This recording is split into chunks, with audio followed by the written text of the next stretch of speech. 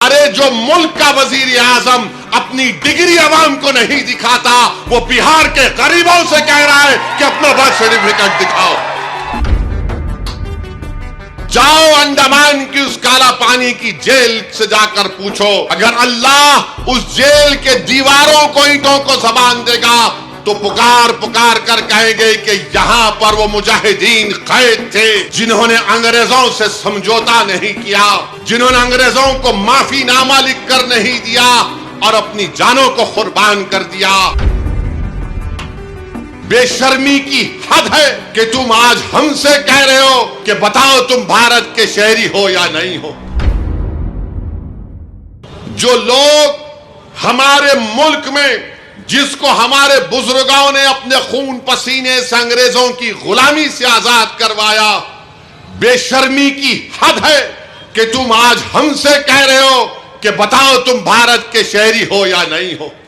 अरे अगर हमसे पूछने वालों, जाओ अंडमान की उस काला पानी की जेल से जाकर पूछो, अगर अल्लाह उस जेल के दीवारों को, ईंटों को जबान देगा तो पुकार पुकार कर कहेंगे कि यहां पर वो मुजाहिदीन कैद थे जिन्होंने अंग्रेजों से समझौता नहीं किया, जिन्होंने अंग्रेजों को माफीनामा लिख कर नहीं दिया और अपनी जानों को कुर्बान कर दिया।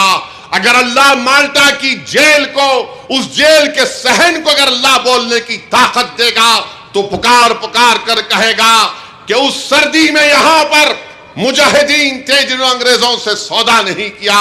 अगर अल्लाह मुरादाबाद के उस जमीन को अल्लाह हुक्म देगा तो मुरादाबाद की जमीन पुकार कर कहेगी कि वो यो सरजमीन है जहां पर अल्लामा काफी ने नाते शरीफ पढ़कर फांसी का फंदा अपने गले में डाल दिया, मगर अंग्रेजों से समझौता नहीं किया।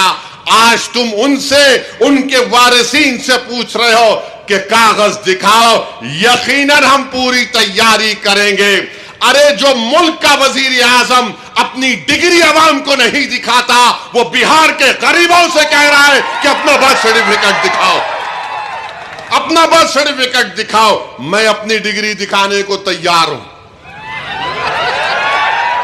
क्योंकि इसके बाद कोई बोलेंगे आप दिखाते क्या, मैं डिग्री दिखाने को तैयार हूं। मगर आज आप उन गरीबों से कह रहे हैं, बिहार के सीमांचल की सरजमीन के बसने वाले गरीब मुसलमान नौजवान, 6-7 लाख नौजवान तो हैदराबाद में, बंबई, मुंबई में, पंजाब की खेतों में, दिल्ली के होटलों में काम करते हैं, और वो कहां आएंगे वहां पर, माने वहां से निकल कर आने का उनकी 1 महीने की करीब तनख्वाह उसमें सर्फ हो जाती है। तो बहरहाल आपको मैं बाखबर कर रहा हूं, आप तैयारी कर लीजिए। हो सकता है कि मेरी तकरीर के बाद बीजेपी की तरफ से या कोई और तरफ से बोलेंगे इन्हों खामखा डरा रहे, डरा नहीं रहा हूं।